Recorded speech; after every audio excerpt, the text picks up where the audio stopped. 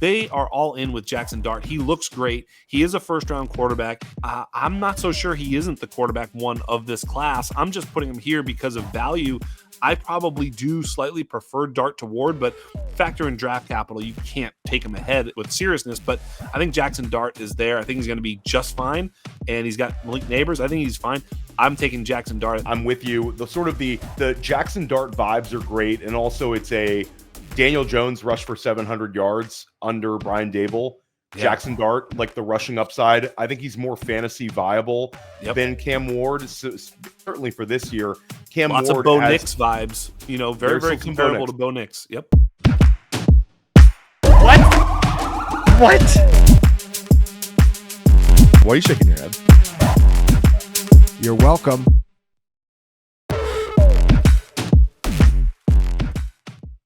Redraft ends, but Dynasty is life. Theo Greminger with Scott Bullinger, a.k.a.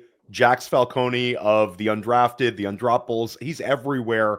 15-time guest to Dynasty Life. No, not really. Hasn't been 15 times, but you've been here quite often. We're going to re-rank the 2025 rookie class, now, knowing what we know with a pretty much big portion of the offseason and about 3 weeks to go before we actually get NFL football.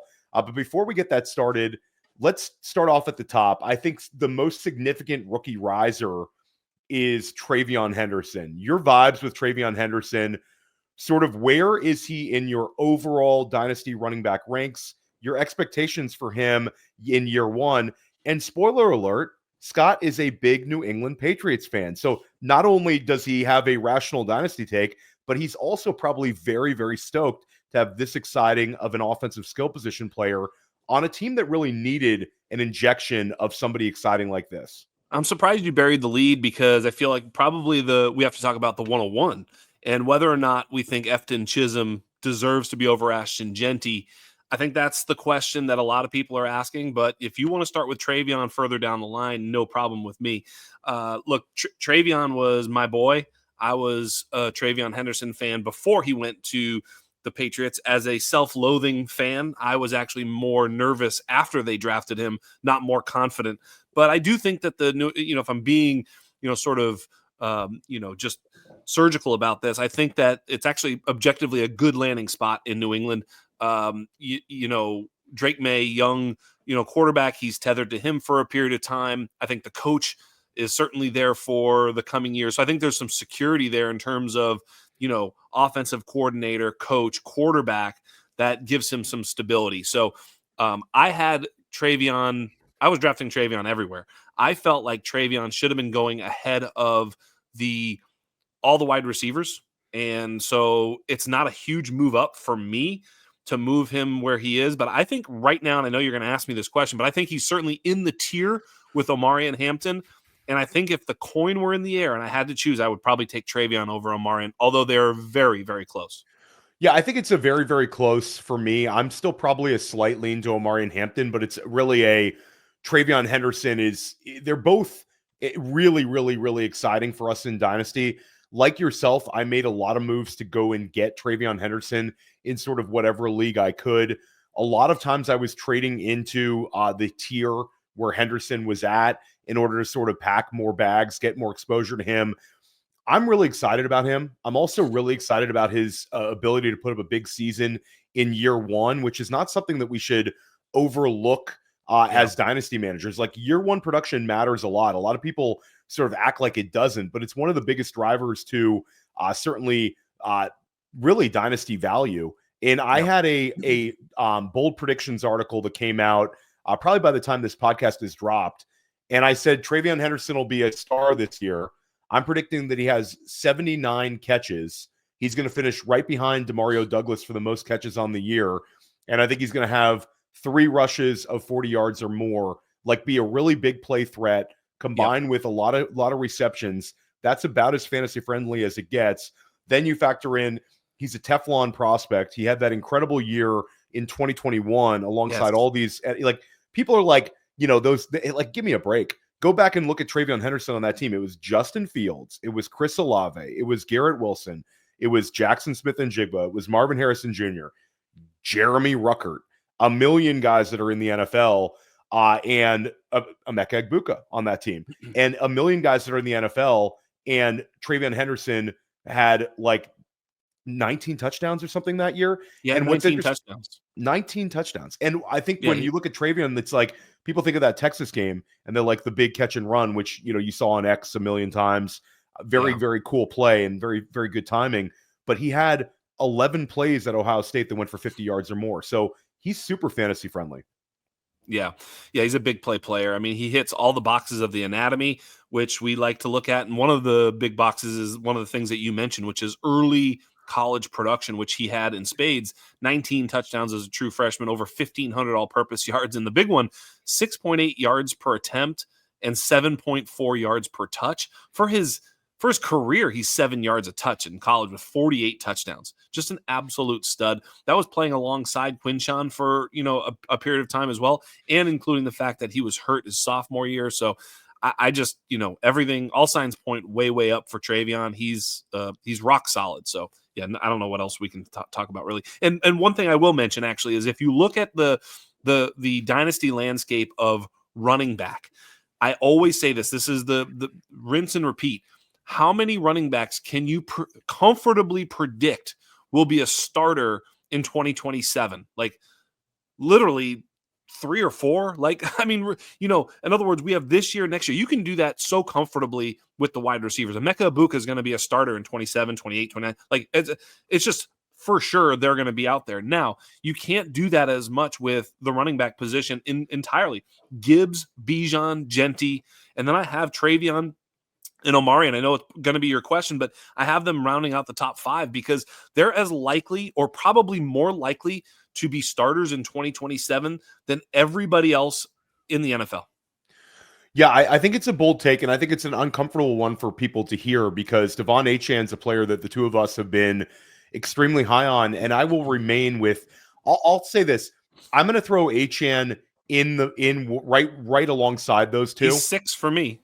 So I think for me that's a tier because I think with Achan this year, I think he's going to catch a ton of passes. I think he'll actually probably gain a little bit of dynasty value.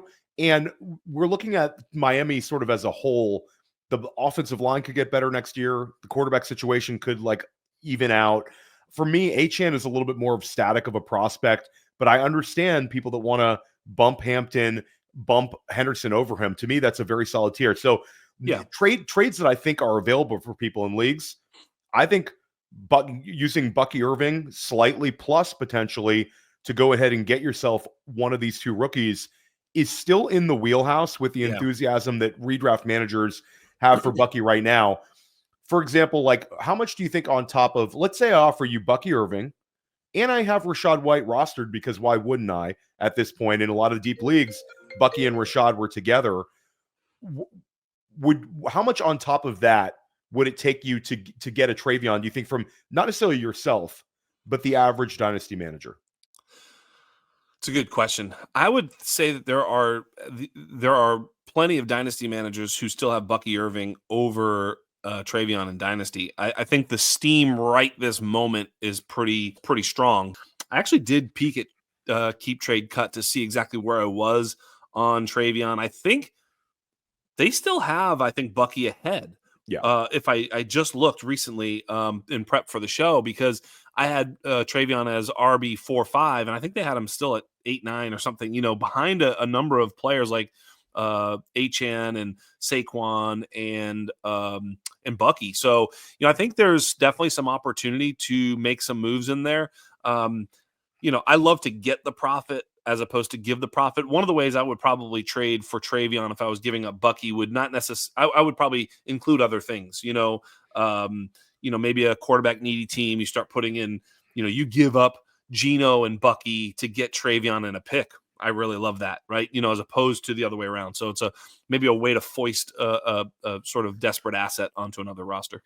Yeah, I just think fundamentally Bucky's like found money for us, and I understand like Bucky looks great. Bucky's catching a touchdown in the end zone. I think Bucky could have a fantastic season. Yeah. But if we start looking at a window, for me, it's not even close. Like when I can get a Hampton Henderson type player at this point and use what I used like a 3rd round rookie pick on last year, I mean, that's that's just the way to churn it. And you also had a lot of running back equity out of or utility out of Bucky last year. So it's not like I trading him like right before the breakout. No, I had potentially a chance to win my league with this found money RB1 over down the stretch run last year. So, and I had some Bucky teams that definitely cashed last year. So for me, it's Henderson, it's Hampton, it's Devon Achane. For Scott, it's Henderson and Hampton, and then Devon Achane at RB6. For me, it's sort of a little tier there, but I get it. Those guys are about as Teflon as it gets. Year one expectations for Omarion and Hampton, because when we talk about Henderson, I personally think, even with my valuation of him having 79 catches, a bunch of long runs, there's some limitations from the quality of the offense where you could push back and say it's a chance that he's in a featured role. He's the lead dog offensively. He's the one that Josh McDaniels tries to scheme things for. But at the end of the day, Omarion Hampton on that team with that sort of potential running game, with that quarterback behind center on a team that I think could be really good, Omarion Hampton down the stretch could be like Jonathan Taylor rookie year.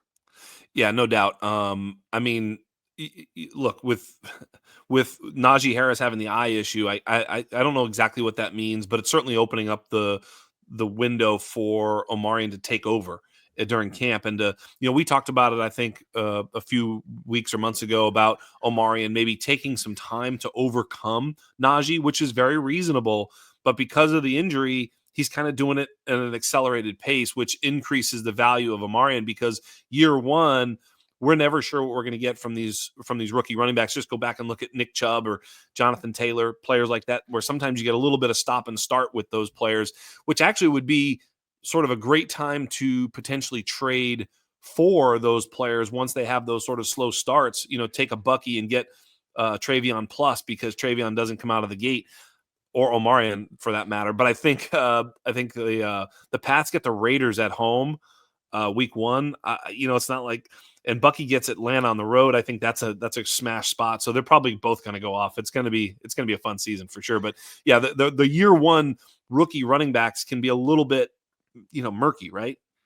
Yeah, 100%. And I think it's funny because a lot of times I would agree with you on the Hampton Henderson, like, let's wait for them to have a slow first month of the season. Probably won't. I would be scared to death doing that. I think if you want to make a bold bet, if you want to get one of these guys, you have 3 weeks to do it, because like you said, it might be a situation where like it's like the Dune 2 meme, and it's the dude who's just jaw drops. What's he even say? He says like something. Everybody knows the meme. I'll drop it, but it's sort of a jaw dropping situation where you're like, oh my God, Omarion Hampton looks like a bell cow right out of the gate. Yeah. And the fact that he didn't have that Henderson like hype and enthusiasm around him in August is a great thing for us, because we actually have a chance to go get him. And maybe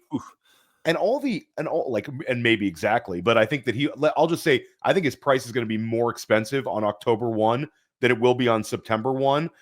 These guys seem like they're heading up and up and up. I did trade Omarion Hampton away. What'd you get? So it's a team with I think I have 5 26 first, 2 27s, and I traded him for a 27 and 28 first. Plus Christian Kirk or something like that. So I basically got 2 first-round picks plus, another fungible asset once, the season hits. It's it's not a rebuild, I guess, but it's definitely a team that could go either way. I could spend all that capital and get myself some players, but I thought it was an interesting trade. I really didn't want to trade him, but I don't know. At the moment hit me and I did it. I wonder what your thoughts are. I think it's an interesting one. I wonder if you could have squeezed out a little bit more than a Christian Kirk as like the tertiary piece. There you go. So I get it. Fundamentally, getting 2 firsts plus for a running back, it makes sense.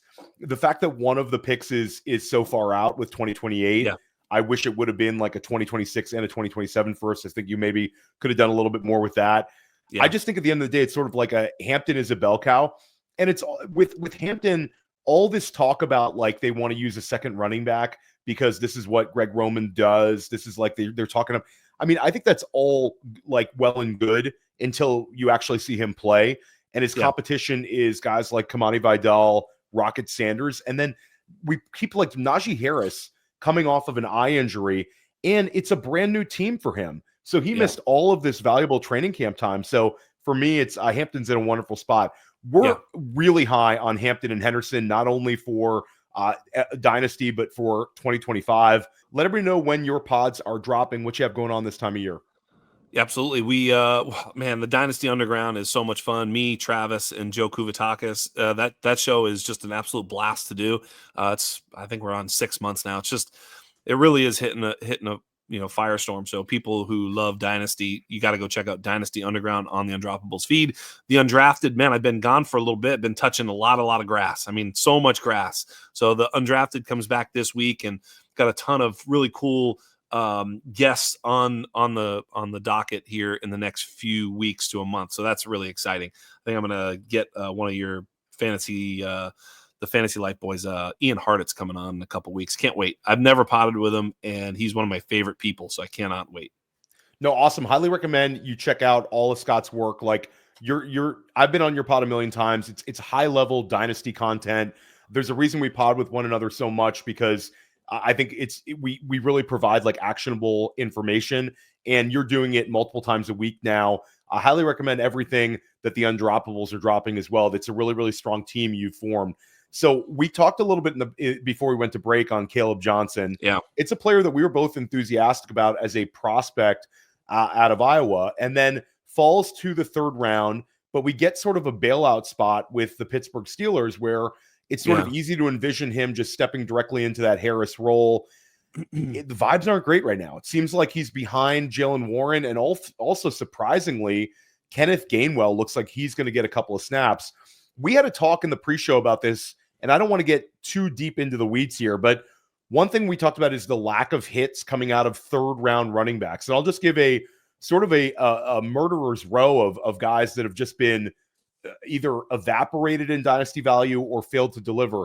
2020, Keyshawn Vaughn, Zach Moss, Darrington Evans, not so good. 2021, we had Trey Sermon, really, really a terrible one. 2022, it gets a little better because Rachaad White gave us a top 6 scoring season. He's obviously a big hit rate from a third-round pick. Tyrion Davis-Price, brutal. Brian Robinson, will call him neutral. Been a not terrible pick for you as like a third-round rookie pick, but third-round NFL pick, not necessarily a big hit. 2023, we get the best hit we've had. Devon Achane, awesome. Kendre Miller, huge disappointment. We'll give Tank Bigsby sort of an incomplete. I think we'll give him a grade after the end of the year. Tyjae Spears, I'll give him the benefit of the doubt. We'll say incomplete. We'll give him the benefit of the doubt for the rest of the season. And then last year, none of them hit. Trey Benson, Blake Corum, Marshawn Lloyd. If Kaleb Johnson doesn't hit in the third round, I mean, we're talking about a brutal hit rate for third-round draft picks. You're talking about a brutal hit rate for running backs, period. Like, there's only so many. I've said this a million times. It's like, if you're a pretty good wide receiver, you can be the wide receiver 2 or the slot wide receiver or the X that runs a lot of wind sprints that still gets 60, 70 targets. Like, you can be meaningful even if you're kind of average. But really, generally, only one running back per team is going to be the lead. Well, by definition, only one is going to be the lead dog. And in a lot of situations, there's almost there's almost no room for a second back. So maybe there's 20 or 30 total backs. Well, there's 20 drafted every year. What do you expect? I mean, where are we going to fit them? They just don't fit in. And a lot of them get churned and cut. They don't get second contracts. If they do, that's almost frowned upon by many people, analytics, front offices, everybody. So there's just so many factors, injury, you name it, right? So the shelf life, the predictable output for a running back is so low that you're better to fade them all, which, not to say that that's why I sold Omarion or anybody else, but I have one Kaleb share, and I know a lot of people have, a lot more, and I regret it to this moment. I took him in front of Jaxson Dart. I take Jaxson Dart 100 out of 100 over Kaleb because of the hit rate of that player. So, that stings. In 22 leagues, I did that once, and I hate it. I tried to diversify. Sometimes, and I'm not saying that I don't like Kaleb. I do like Kaleb, as you point out. A great prospect, but I like Trey Benson and some of the others you mentioned along the way. So just because we like a prospect doesn't mean they're going to succeed. He is playing alongside Jalen Warren. His first, Kaleb's first preseason game was, ridiculed by many on Twitter. His second game looked a lot better. I think he's going to be fine. I think he's going to get, 40% of the touches there, running back touches there or something to that effect. But is that enough? I don't know. I don't know what the ceiling is. He doesn't profile as a pass catcher. He does look a little lethargic. He's not exactly quick-footed. He's a breakout into the open field and then make plays type of player. Is that enough? I'm dubious. I don't know. Yeah, I agree with you. And I have one share of Kaleb Johnson, but it happens to be on a contending team where I think I'm open to trading him and sort of taking 85 cents on the dollar just because it was a pick where when I selected him, I was looking at him as a guy that I could get flex value out of this year. Same. If I'm holding speculative, it doesn't matter. But I will say one thing I did well on running back needy teams, I went Harvey over Johnson when it was a head-to-head decision across the board. And in a bunch of leagues, there were managers who I guess wanted Harvey. I sniped them on Harvey, and they offered me Kaleb Johnson plus. I sort of stood firm on and declined that. I think now I could get Kaleb Johnson and a ton for RJ Harvey, but that's not something I want to do because, like you said, also the problem with these third-round running backs is also it doesn't preclude a team from drafting another one. It's like almost like the NFL looks at the third round for running backs and wide receivers. I don't know if they necessarily see as much of a difference between that we do in Dynasty when we talk about day 2 hit rates. I think we need to be better and more disciplined about really digging our heels in and saying, yeah, it's day 2, but the distinction is it's a round 3 running back where round 4 versus round 3. I mean, at the end of the day, if we get Bucky Irving with another season like he had like the second half of last year, we get that over a full season, then all of a sudden the 4th round versus 3rd round over the last 5 years, it starts being a real discussion here, especially when we factor in we've had guys like Dameon Pierce who had a effective at times out of the 4th round. We've got a couple of potential outs this year with Scadaboo and Tootin. The 4th round and the 3rd round are a little bit closer than some people would like to see, with all due respect to Devon Achane. I know if we go back pre-2020, we'll find a bunch of hits, but last 5 years have definitely not been kind. Let's talk about non-rookie running backs. Vibes coming out of Seattle.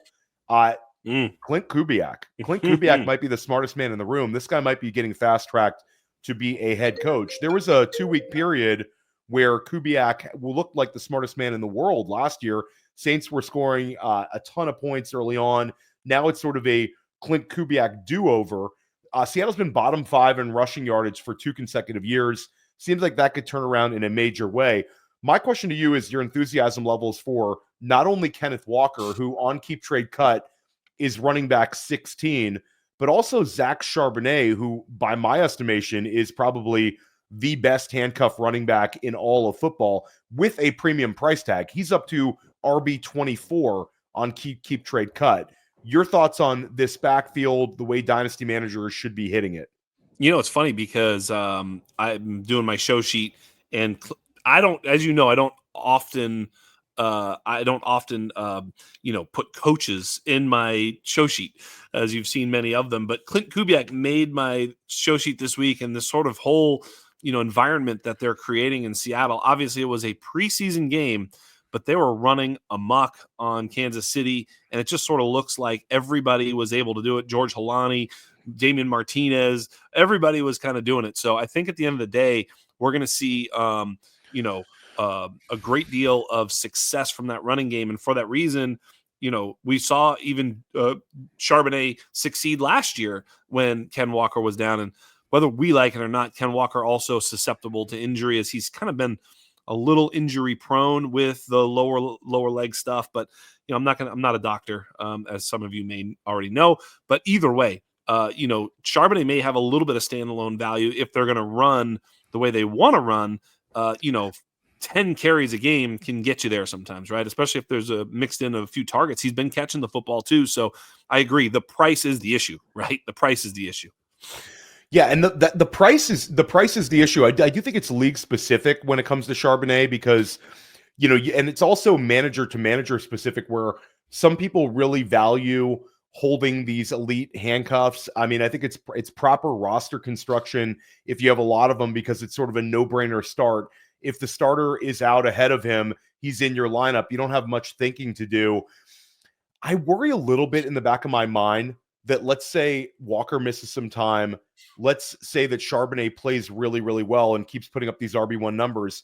I worry a little bit that it could end up being a split at some point this year, because that's sort of with Kubiak in the mix, the change there with Charbonnet sort of having that sort of static scoring.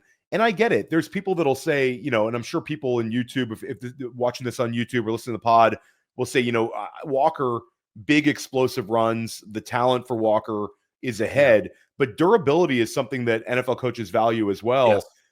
That would be a hit to sort of, and it seems like it would almost be a benefit to Charbonnet, and I guess it would from a weekly standpoint, but if it becomes a little bit more of a split backfield, that could be annoying. Last year with Ryan Grubb, we didn't have to worry about that. It was one player played and one player produced. I do worry about that a little bit in the back of my mind.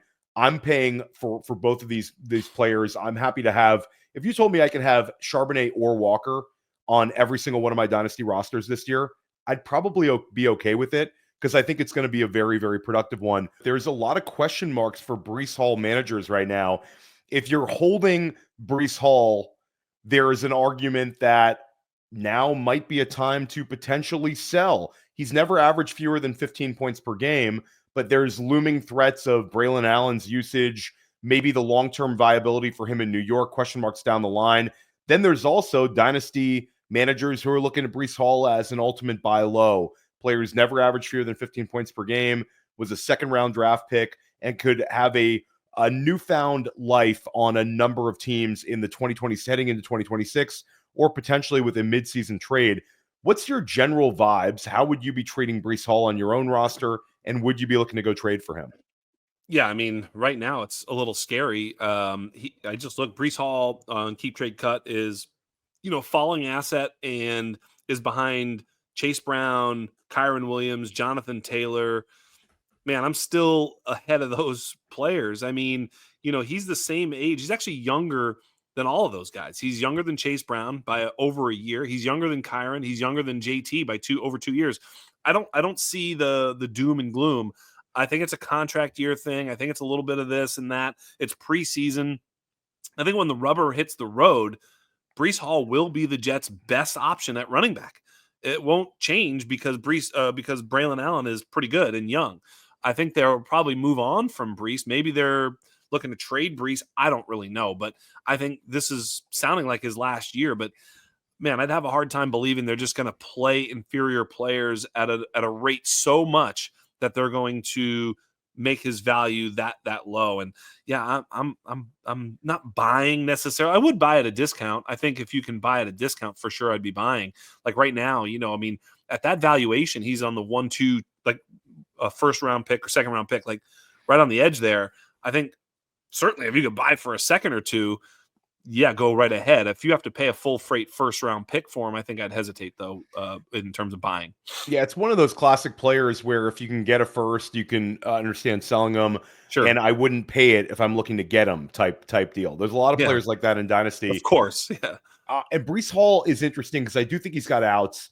I think if you're looking to get rid of him, it's almost better to package him where it's, okay, I'm getting Breece Hall and I'm getting this.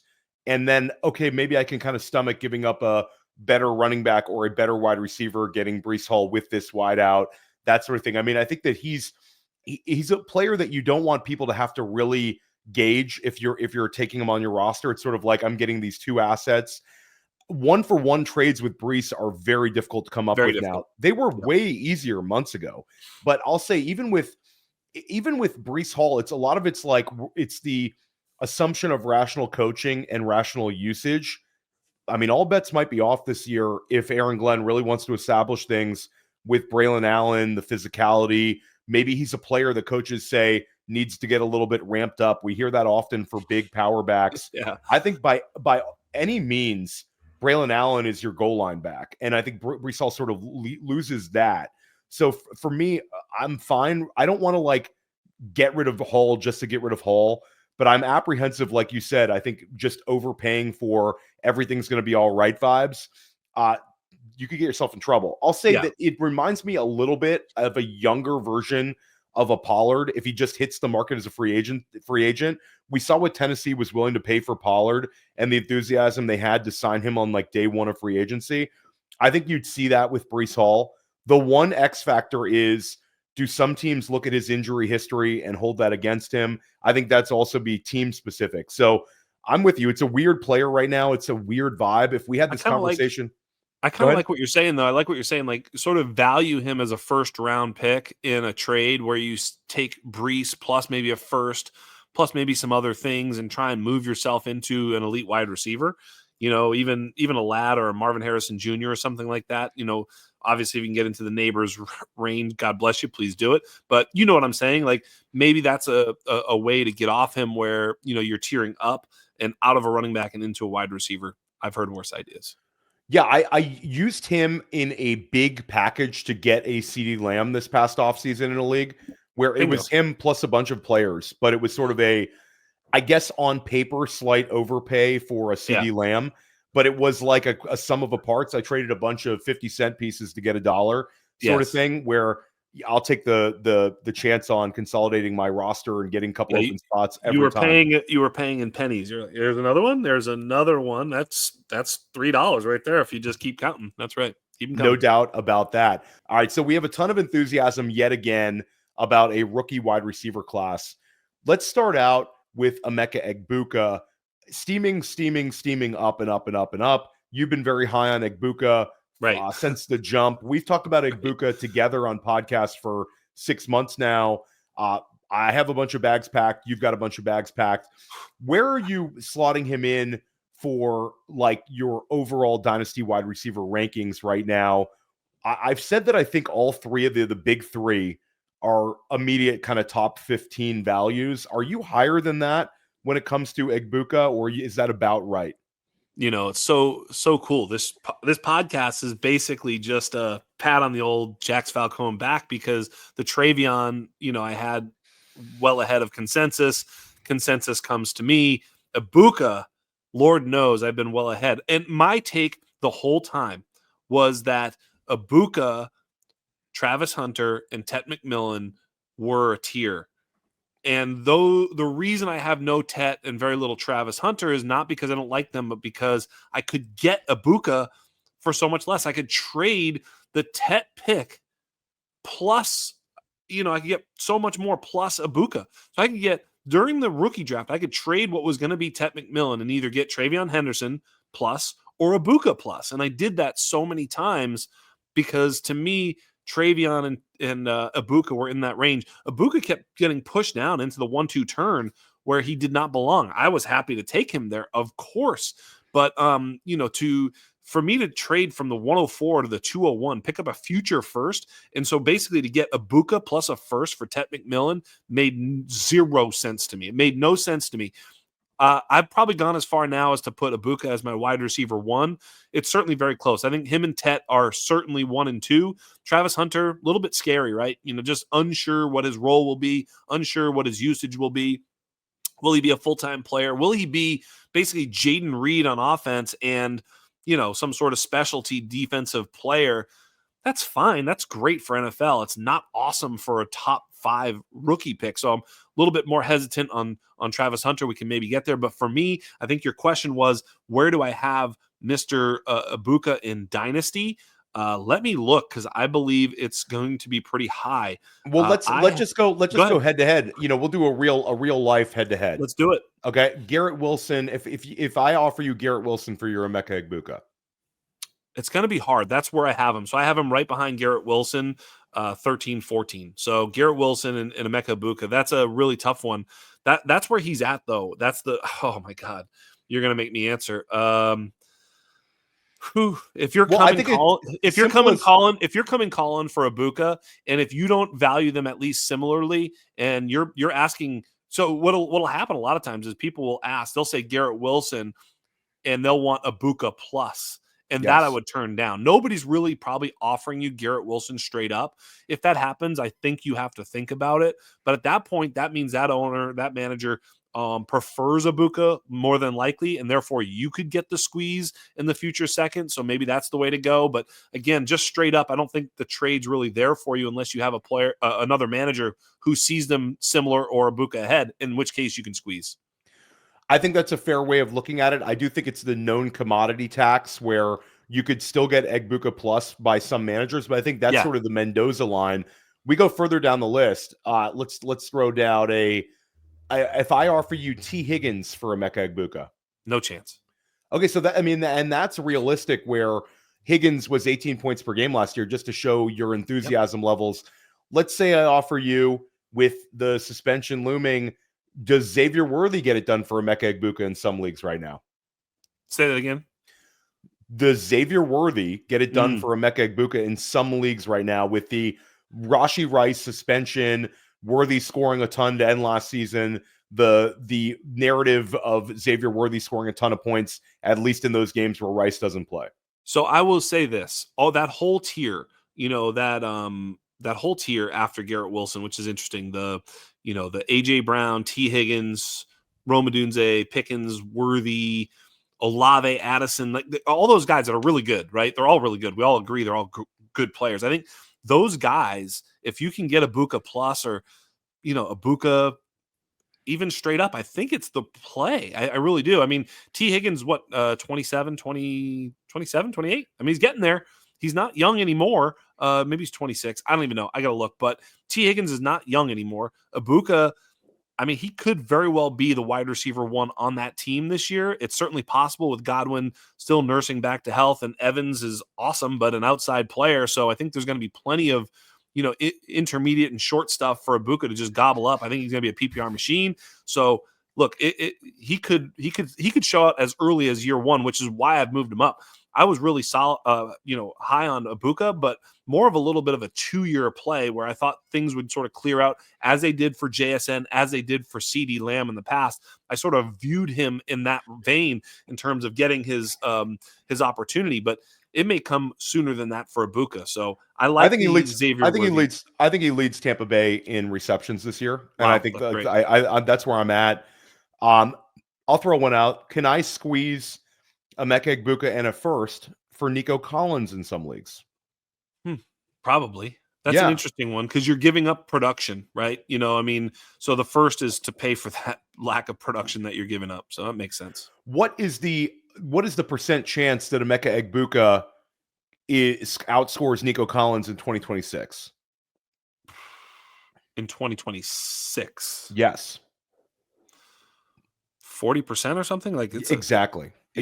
So you just nailed it. So it's sort of the Mike Evans moves on. Emeka Egbuka is getting drafted next year where we're taking JSN this year in redraft. Yep, bingo. And then you're saying Nico Collins at 27 all of a sudden, who has been 17 points per game back-to-back seasons. Yep. There's a chance that Egbuka. Yeah, so I think those sort of uncomfortable trades to get Egbuka, but you can get a first on top, might be the way you manipulate the market. I'll throw one more out for you. Can I squeeze a Emeka Egbuka, Jameson Williams for my Nico Collins for a manager? Is that a double bet where you don't get the first, but I get another player that I think could take a big step in scoring this year? Where are you at on a trade, a 2-for-1 type? Do you think Jameson can take a big step in scoring? I do. Our friend Brett Whitefield, who I know you have respect for, our friend, for sure. Yes, a ball knower. Okay, yes. So not as invested into the fantasy side of things, but true football guy, data guy, goes to Lions training camp a lot. Okay, Michigan guy. And I said to Brett, I said to this on a pod, so this is for the record for all my listeners and viewers. I said, how many targets do you think Jameson Williams gets this year? Because all this enthusiasm, but nobody's talking about the hard question. Because if he's a 90 target guy, he could be the most fun player in the world, but he's capped. Brett says, I think he's going to get 120 targets this year, 125 targets. So that's a ceiling. Brett saying 120, 125. Let's say he's wrong and he's 10% off. You're still looking at a huge leap from last year and a coaching staff that wants to feature him. And he's 24. And you will have a offensive coordinator who ran a 4.39 40 when he was a player. So it's, the John Morton, Jameson Williams vibes connection I'm buying into. But we're not a Jameson. Hold on. This is a good one on Jameson because I've had this conversation on the underground, so I was prepared for this one.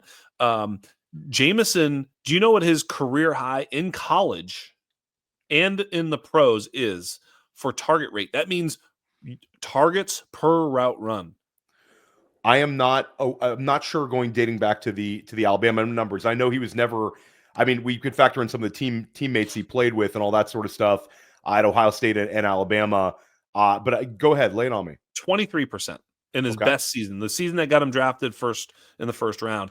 And at 23% of 500 routes, that's his ceiling, right? I mean, that's saying he's playing alongside Amon-Ra St. Brown, who has been earning targets since he come out of the womb. That dude is earning targets, period, end of story. Unless you tell me that he's dead, was hit by a train or something, he's not getting more target rate than Amon-Ra St. Brown. No, and I don't right? think I don't I'm think just that's saying. Definitely not an argument for me on Amon-Ra's the target earner, but I will say Amon-Ra's targets went down over 20 targets from 2023 to 2024. Amon-Ra's still absolute destroyer of worlds, fantastic player. This is not an anti-Amon-Ra St. Brown argument, but I think that the Amon-Ra St. Brown being a 160 target player is way less likely this year than it was 2-3 seasons ago. The change could be the Ben Johnson usage of the slot goes down a little bit, not a lot, just slightly, and you see a little bit more Jameson Williams, maybe a little bit more targets for Jahmyr Gibbs out of the backfield. That could be just a little wrinkle where Amon-Ra St. Brown is more of a 145 target player. And I think that's the difference because in a Ben Johnson offense, I think Amon-Ra had the 170 target ceiling that I don't think you necessarily see this year. Just my little, if I could have Amon-Ra St. Brown on every Dynasty team I have, I'm taking him. Yeah. It's just I'll throw a little wrinkle in there when I'm looking at Amon-Ra versus the CeeDee Lambs versus the even for that matter for Brian Thomas Jr., Malik Neighbors. I'm not taking him over those guys. Whereas I think you had a little bit more of an argument when Johnson was there. Just my little 2 cents on there. But this question is a Emeka Egbuka. Okay. Emeka Egbuka and Jameson Williams. So whatever you think of JMO. So me, no. Or Nico. Okay, so you're keeping Nico on that one. I'm asking for something other than Jameson. I just think Jameson's value. Look, if there's someone else that wants Jameson, I'll trade him for the first immediately. I prefer the first to Jameson. I think Jameson, the point I'm making here is that you still have Jahmyr Gibbs and you still have Sam Laporta too. Also, two guys who earn targets at a very high clip. So between those three players, you have to shoehorn Jameson in to have a career year target-wise. Now, he doesn't need an inordinate number of targets to get there, does Jameson. I think he's going to be fine. I think he's going to have some really huge spike weeks, period, end of story. I think he has a chance to really show out. I don't disagree with this as a football take. I'm talking about in terms of a math take. It's hard to get him all the way to some sort of ceiling where he's like a wide receiver one just because of all the other target earners on that team, including Jahmyr Gibbs, Amon-Ra, and Sam Laporta, and his propensity to have never earned targets at that higher rate. So you got to really, he's been basically an 18% target rate guy on the routes that he runs in the NFL year over year. So getting him to 22% of his routes that he's targeted would be a lot for him, in my opinion. Now, if he ends up going out and earns 26, 27, 28% of targets per route run, I lose the bet, but I don't know about that.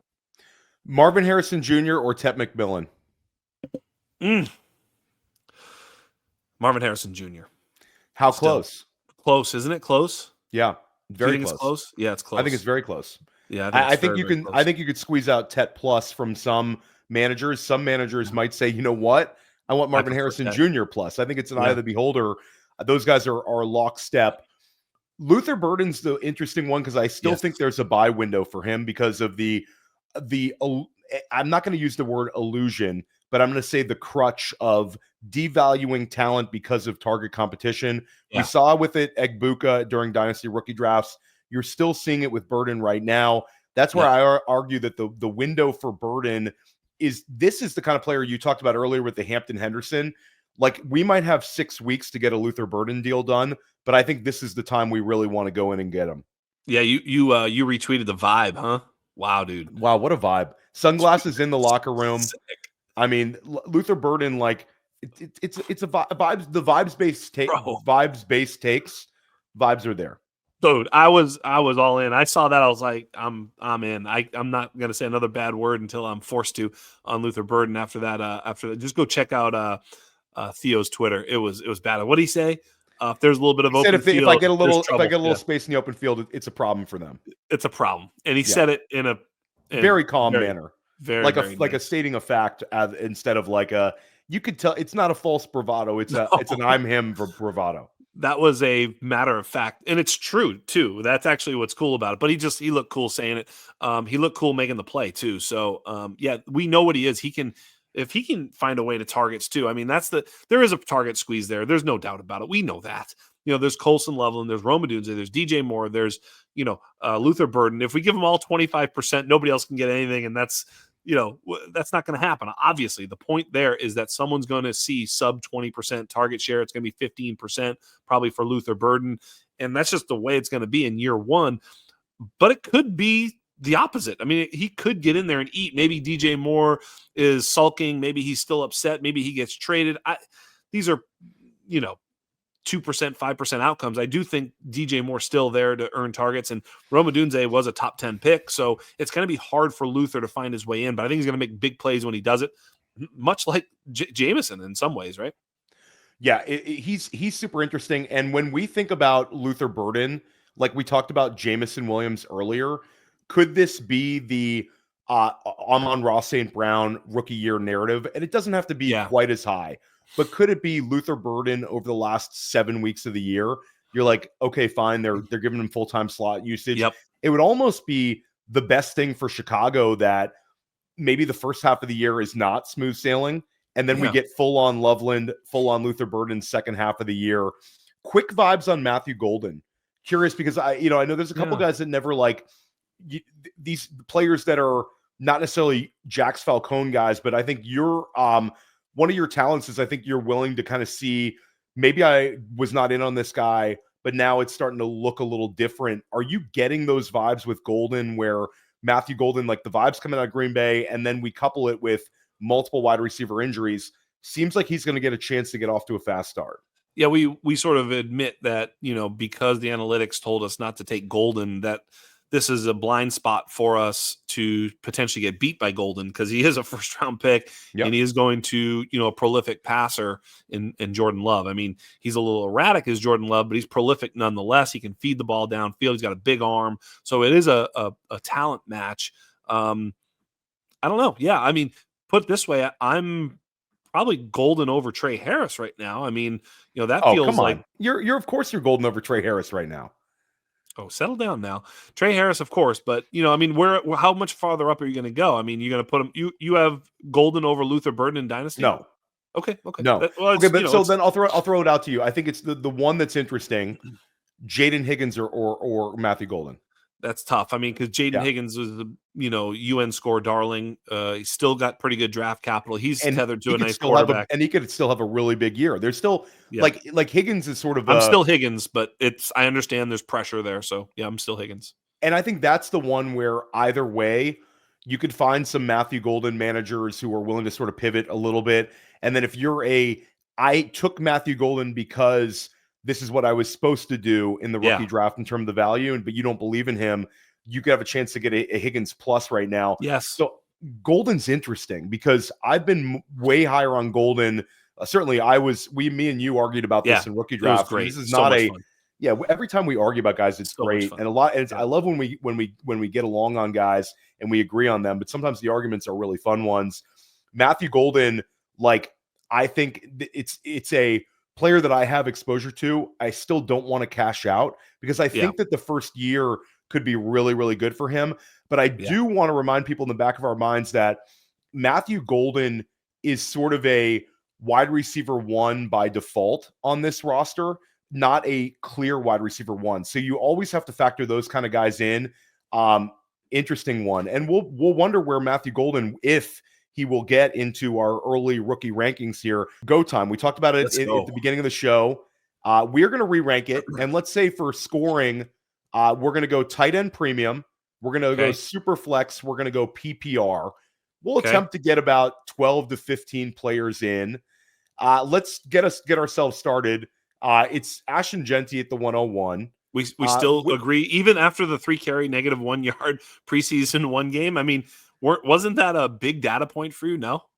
I mean, honestly, the people that the anti Ashton Jeanty takes are hilarious. There's some really bad people on X this time of year, and they sort of come out of the woodwork. I mean, you can. It's ridiculous. And I'll say the thing with Ashton Jeanty, and we don't really need to even talk about him. No. My take with Jeanty is Jeanty, I do not think is going to have the Saquon Barkley, Zeke Elliott rookie year. I think he's probably going to end up being more like a 17 to 18 point per game scorer, which is awesome. Yeah. And he's super, if you're drafting in redraft or best ball, he's really, really safe, because I would say if the two of us came up with which back is going to lead the NFL in touches this year, and we wrote down a card like 1, 2, 3, I think Jeanty would each come in our top 3. Like for me, it's if you have a prop out there, Ashton Jeanty to lead the NFL in running back touches this year, that's worth throwing a chip on. Yeah. So Jeanty is what he is. He's at the 101. Yeah. He's insulated. I think the bigger question is not us relitigating the TreVeyon versus Omarion. I think the bigger question right here at the 2 and the 3 is it TreVeyon and Omarion in these 2 spots? So that's the question. I think let's take those 2 players and let's throw. I think Tetairoa McMillan, because of the trade equity, because of the year 1 scoring. I love your call on Egbuka. I'm also head over heels with Egbuka, but I have Tet ahead of him. So I'll say that I think for most managers, it's those guys, and then there's still going to be the Travis Hunter segment. But let's throw That's the question. Are you putting TreVeyon and Omarion at 2-3, or Omarion and TreVeyon? I think I am. I think I'm going. Me too. I'm going to go Hampton, Henderson. Which you might go Henderson, Hampton. So let's fine. So we're doing a combined rankings here. Yeah, that's fine. So there'll be a little bit of capitulation. So we're gonna go with, it's gonna be Omarion Hampton at the 2. Yep. It's gonna be TreVeyon Henderson at the 3. Yep. I mean, I love that, and I think that these are foundational pieces for your dynasty asset, your dynasty roster. Let's go ahead and get 4. Is 4 like T-Mac? You want to go 4 T-Mac, or do you want to make an argument for somebody else? I do want to make an argument for somebody else, because I have 2 players ahead of T-Mac. I have Cam Ward and Emeka Egbuka. Emeka Egbuka, I'm fine with having in and around T-Mac. The real question, I think, is if you want to put T-Mac then Egbuka, I'm fine with that. That's totally fine. I think Cam Ward at 4. With Cam Ward, I think that there could be some, like, it's going to be kind of like ride the wave because of the quality of the places around him, of the pieces around him in Tennessee. A lot of youth playing on the field with him, with Ayamanor, Chim DK. I think that it's going to be like a lot of Calvin Ridley, a lot of Tony Pollard. Losing Tyjae Spears, I think stylistically for them, at least for part of the early part of the season, that sucks. Safety valve underneath target for him. But the vibes from Cam Ward is an awesome human being, an awesome leader. The franchise savior vibes are there. Yeah. So I'm totally fine with it. And he's picked 1 overall, which means that they're not going to move off after 1 year. They're not. It's just not going to happen. I don't really see a world where they move off him after 1 year. It would have to be so bad.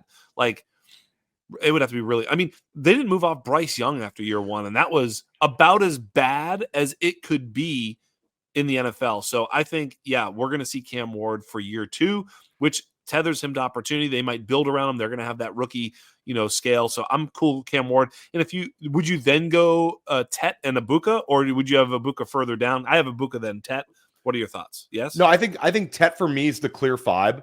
I'm going to say Egbuka at 6. I'm going to say Egbuka goes, and again, we're talking tight end premium scoring. So we're talking about Loveland, we're talking about Warren. They're viable, but Egbuka, he's just the guy. And Egbuka, if it's tight end premium, that means that other tight ends, bad ones like Hunter Henry, still score a lot of points too. I don't need to overpay for tight ends and tight end premium just because you say the words tight end premium. There's no chance, 0 chance I'm taking either tight end ahead of another player that I have at 7 that I think will turn some heads, but you go right ahead. Let me know what your thoughts are. Okay, so I think 7 becomes interesting. So just a quick rundown. It goes Jeanty, Omarion, Hampton, TreVeyon Henderson, Cam Ward, Tetairoa McMillan, Emeka Egbuka at 6. Yep, fine with it. Okay, so I'll say now is when you start thinking about Travis Hunter. Sure. Now is when you start thinking about the elite tight ends, but you're going in another direction here at 7. Jaxson Dart. I mean, you got to start. Okay. Come on, it's a super flex league still, correct? I mean, This is a quarterback. Tell me they're talking about trading Jameson Winston. They're like, dude, they are all in with Jaxson Dart. He looks great. He is a first-round quarterback. He is not guaranteed playing time in 2026. That much I can tell you because he's a late first-round pick. They could move off of that. But I think for me and many around me, including Jay Coder, fantasy Coder, who is got a knack for this stuff, had Jaxson Dart as quarterback 1. I'm not so sure he isn't the quarterback 1 of this class. I'm just putting him here because of value. I probably do slightly prefer Dart to Ward, but factor in draft capital, you can't take him ahead in with seriousness. But I think Jaxson Dart is there. I think he's going to be just fine, and he's got Malik Neighbors. I think he's fine. I'm taking Jaxson Dart at 7 ahead of Travis Hunter, who we have no idea. Well, I will say this. So Jaxson Dart, I made a big trade to get him in a league recently. I'm with you. The Jaxson Dart vibes are great, and also it's a Daniel Jones rush for 700 yards under Brian Dable. Yeah. Jaxson Dart, like the rushing upside, I think he's more fantasy viable than Cam Ward. So, certainly for this year, Lots Ward of Bo Nix vibes. Very, very comparable to Bo Nix. Yep. And shout out to Brett Whitefield. That was his number 1 quarterback in this class. He was Debro's been on this show big time on Jaxson Dart. I'm fine with it. I would say that from a pure dynasty asset, I think Travis Hunter is more valuable.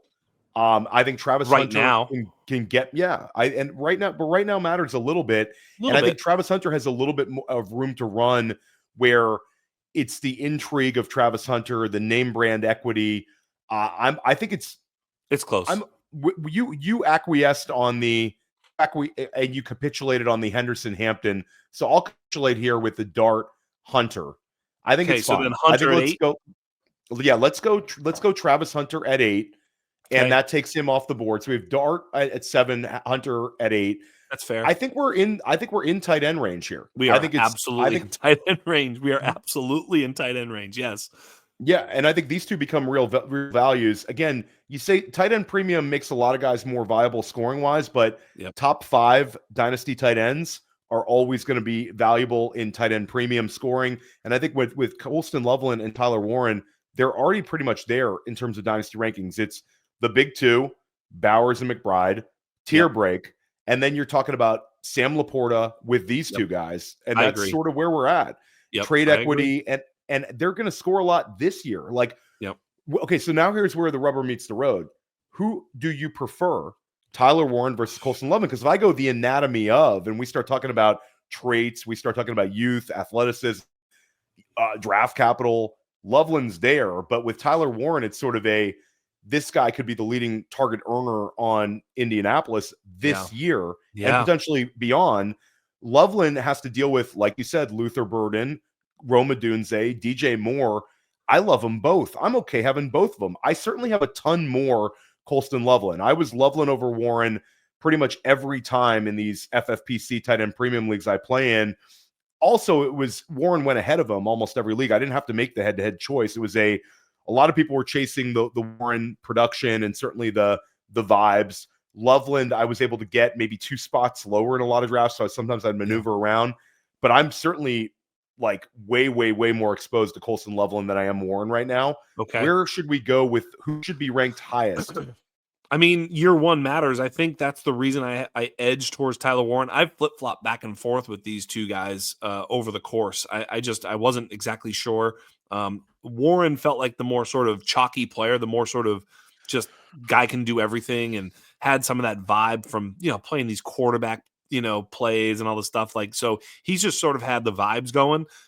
We thought he was going to be the first one taken. That kind of gets flip-flopped, but they're both top 15 picks or whatever it was in the NFL draft. That's immense draft capital for a tight end. Kind of doesn't mean too much, means something, but I think both players are viable here. I would make a case for RJ Harvey too. I think he's the last of the running backs that actually mean anything, immediately. at least in my opinion. So that's close. Maybe Luther Burden, you could make a case for. So it's Luther Burden, RJ Harvey are one of the tight ends.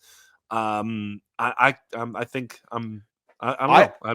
For me, it's a Warren and Loveland. I put right there at 9 and 10, and then I had Burden and Harvey at 11, 12, and like worth a conversation. So I think I can do that. It's just because of the scarcity of what a truly elite tight end is in tight end premium. Yeah. With Harvey, I will say it's not something that it's not punitive. He can't make himself younger, but it's not like a 21-year-old back. It's a little bit more of a RJ Harvey's going to score a ton of points this year, maybe a ton of points next year, but it's not like a Henderson, a Jeanty, Hampton, like they're young. It's a known commodity type vibe with Harvey. And I will say it'll be more punitive to Harvey if he doesn't hit this year than it will be those other three guys. So I'll say for me, the tight ends are there. Luther Burden versus RJ Harvey. And this is where us doing a raw ranking, it's team context. If I had a contender, I'm all over RJ Harvey. If I had a team that wasn't a contender, give me Luther Burden all the time. All day long. Yes. Just as a raw singular asset, which way we want to go if we're going Harvey versus Burden here? I think you got to go Burden as a raw asset, just because, I can tell you in 3 years, Burden, if he's anything, will be something. And Harvey, no matter what, will be nothing. You know what I'm saying? Did I say that right? It makes a ton of sense. And Burden,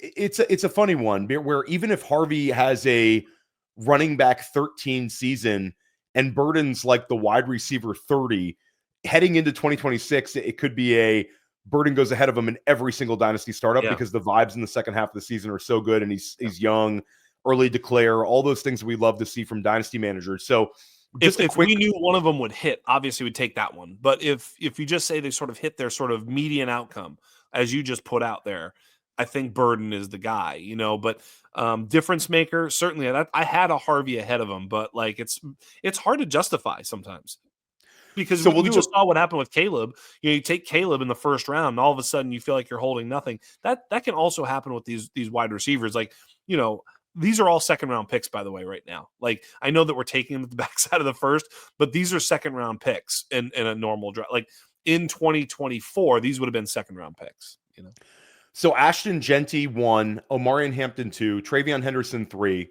Cam Ward 4, Tetairoa McMillan 5, Emeka Egbuka 6, Jaxson Dart 7, Travis Hunter 8, Tyler Warren 9, Colston Loveland 10, Luther Burden 11, RJ Harvey 12. Bingo. Okay, let's talk about honorable mention or the next man if you want to go that direction. Who's the next player on this list for you? Jayden Higgins. I think Higgins is fine. I think Jayden Higgins sort of makes sense here. I was going to say Jayden Higgins, and we had this discussion before. I think you go Jayden Higgins. I would probably go Matthew Golden. I think, again, the vibes and the draft capital, everything's sort of there, and things are sort of breaking in his direction. Whereas Higgins not only has to deal with Nico Collins, but beginning of the season will be annoying with Christian Kirk, who I think is going to be like an annoying presence for him and for Jalen Knoll. But I do agree that that's the tier. It's Higgins Golden. We could even call it for this one. Let's call it a tie. Yep, for sure. Okay, so we're in a tie situation. And then there's two running backs too that I would say would be Kaleb Johnson, Quinshon Judkins. Obviously, Judkins is not out of the woods on this one. He doesn't even have a contract, but he was a highly drafted player, highly touted. If he can sort of escape this, legal stuff, which obviously I don't want him to if he actually did something bad, but that's not what we're talking about. We're talking about dynasty and fantasy football. Then he all of a sudden becomes pretty interesting. We've seen quote unquote pieces of shit play long careers in the NFL. Joe Mixon starched a girl, we're not litigating character. No, we're not about that life. But my point is that he has an opportunity to overcome that. It's not like, did he do it? Did he not do it? I don't know. But even if he did do it, and even if he is a piece of shit, he still has the opportunity to get on the field, Tyreek Hill, Joe Mixon type thing, and become a great player. So at that point, I think with him and Kaleb, I have Kaleb a slot ahead of him. Do you agree with that? Yeah, I mean, I think because of what's going on off the field with Quinshon Judkins, And also, like, I liked Quinshon Judkins, but it wasn't like he definitely was helped by the draft capital. Unbelievable college producer. Yeah. The vibes just aren't great, though. Misses an entire preseason, essentially missing the entire preseason, no matter what. Even if he signs a contract, he still missed so much time on the field. It seems like a big setback for him. And Yeah, it's sort totally. of even with him dodging this one, if there's anything else, it's sort of does the franchise who, doesn't really care about off-field stuff as much as other franchises, to say the least. Yeah. But is that a sort of a signal to them that maybe a guy like Dylan Sampson needs to get more touches because we can't rely on Quinshon to sort of be there? So many factors. I do think like buying low on Quinshon Judkins makes sense because he did dodge the big bullet there. Now it's a little bit more of what does the NFL come down on him with? I agree. Those guys are both there in their own tier. Let's talk about the non Warren Loveland tight ends. Did those guys start coming into play? Because there's a number of players where the vibes are good. I'll say Mason Taylor could be in store for a really big season one. Harold Fannin Jr., the vibes are fantastic. Elijah Arroyo, we're talking about Elijah Arroyo as a potential featured player on this offense that we're kind of enthusiastic about. And the only one that I'm not mentioning, Terrence Ferguson, has all these athletic traits that down the line really sort of are signals for us when we factor in also his draft capital and the fact he's playing for Sean freaking McVay. So I do think that if we were redrafting our Superflex tight end premium PPR drafts, maybe more tight ends should be drafted in this sort of range than we saw, where a lot of people start chasing the Scadaboos, the Tutons, and these guys got pushed down. I think that those tight end drafters could get rewarded. Yeah, that's me.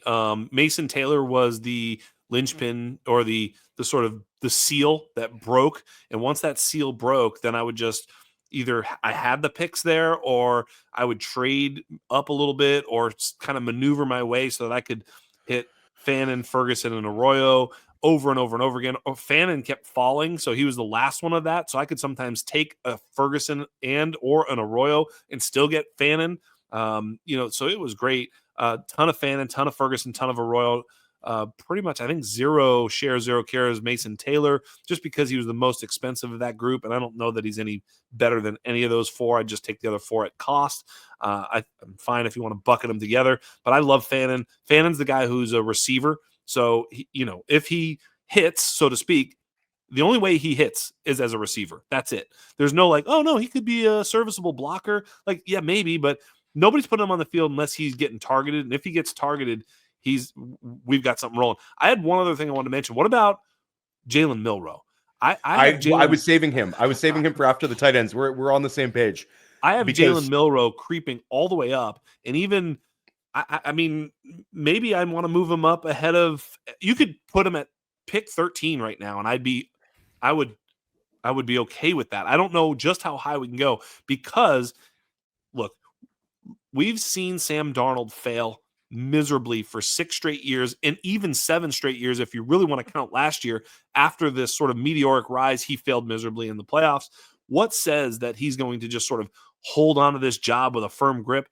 Not much. And if and when Jalen Milroe gets on the field, he will score fantasy points. Whether or not he's good or not, we still don't know. But if he's any good whatsoever at all, then he's going to score a ton of fantasy points and play a ton. Jalen Milroe worth a shot here at some point. I don't want to let him pass by. I probably let him pass by way too many times in my rookie drafts. Jalen Milroe, FT dubs. Yeah, Jalen Milroe, much like Zach Charbonnet, Seattle has the top backup quarterback for fantasy upside, and it's hands down. And a bunch of people I put that out there on X like maybe a month and a half ago, and people would throw back all these guys, all these just jags surrounded by good receivers and stuff like that. Like Jalen Milroe, it doesn't really matter who his receivers are because he's going to rush for a ton of yards. We're talking about he would be 50 plus rushing yards every single game. That puts him in historical context. And it's not just the, hey, he can run fast. He's got vision as a runner. And if you take his rushing statistics from Alabama and you just extrapolate them, it's unbelievable how productive he was as a runner. He's also got a strong arm. So he's not a flawless quarterback prospect by any means. And the draft capital certainly was not great, but the landing spot certainly has a lot of room to run and out. So Yeah. I'll say let's move him. Let's move him ahead of the 2 running backs even. Sure. Let's go move him up. So we're gonna wrap that up. We'll call it an end of the day with this one. I'm gonna have you just name one other player when after I'm done reading this. Ashton Jeanty, Omarion Hampton, TreVeyon Henderson, Cam Ward, Tetairoa McMillan, Emeka Egbuka, Jaxson Dart, Travis Hunter, Tyler Warren, Colston Loveland, Luther Burden, RJ Harvey. That's our top 12. At 13, we have a tie with Jayden Higgins, Matthew Golden. Slight edge to Matthew Golden for me. Slight edge to Jayden Higgins for Jax. Then we have Jalen Milroe coming in at 15 overall. 16 and 17 is going to be Kaleb Johnson and Quinshon Judkins. And then we threw all of these tight ends into like a group of 4. Ferguson was going to be ranked last because I think the other 3 sort of have a little more steam here, but Ferguson's certainly viable. Who's one player we didn't name that you'd like to get inside of this second, we'll call it the end of the second round? Dude, there's so many. I'm actually having a hard time name one, so I'm not going to do that. I'm going to violate your rules. Go ahead, name a few. But I'll say the one thing the advice that was sound and what I'm looking at is just a cluster of running backs. And some of those are DJ Giddens, Jarquez Hunter, Ja'Cory Krosky-Merritt, right? Like all these guys are so important to have drafted. Taj Brooks, Ollie Gordon. Like we were pounding the table saying, don't draft these wide receivers, Pat Bryant and Dante Thornton, even Alec Imanor, certainly not Jack Besh. Draft all these running backs instead. And I'm not saying every single running back is going to hit. None of the wide receivers are hit. I'm just going to say that if a running back hits, it's going to be big profit. And I'm not sure which one. Does Jonathan Taylor go out and hurt himself and DJ Giddens is an RB1 going forward or something? Probably not. But if it happens, it's huge. If Jacoby Myers hurts himself, Besh probably doesn't even play. So to the point, I think those running backs were there, a ton of them, and the cross rocket is certainly highest among them. But, after that, I think, you got to look at Chisholm and Imanor and Torrey Horton. There's a couple of wide receivers that did actually make some noise, but it's going to be much harder for them to actually return value. Maybe Torrey Horton, but I just think these running backs as a group were the answer to the quiz. There's a ton of rookie running backs who are next man in situations that if they do have an injury ahead of them are going to score a ton of points this year. Ja'Cory Krosky-Merritt certainly has the viability to, listen, if you listen to my stuff, your bags are already packed on Ja'Cory Krosky-Merritt. I don't even need to talk about it. I'm just we're flexing a little bit, but yes, all the guys you named are in elite handcuff category this year for redraft. And if you have them on your dynasty rosters, they're one injury away from giving you running back utility. Hope you packed your running back bags. And if you're making trades, try to get a couple of these guys thrown in as a throw-in candidate. If you get a Taj Brooks, you can get a DJ Giddens, you can get all these sort of players. You might end up with 5 top 15 weeks of running back production. This was so much fun today. We always crush it. I know I'm coming on your show soon. Let me know once again what you have coming up. Absolutely. Well, Undrafted, and just go check out Dynasty Underground. I have so much fun on that show. So if you're going to check out anything, check that out. But you can find all of our work at The Undroppables, on Twitter, on YouTube, and of course, on the regular interwebs, I believe that also exist there too. So check it out. Yeah. And check out Fantasy Football Daily. Check out School of Scott. Make sure you're sticking with Dynasty Life. Check out fantasypoints.com. If you're looking to subscribe to a site, there's no better option for you than Fantasy Points. Use the code Theo2025. Get yourself something off. You can also subscribe to Fantasy Points Data using the code Theo2025. We'll see you soon.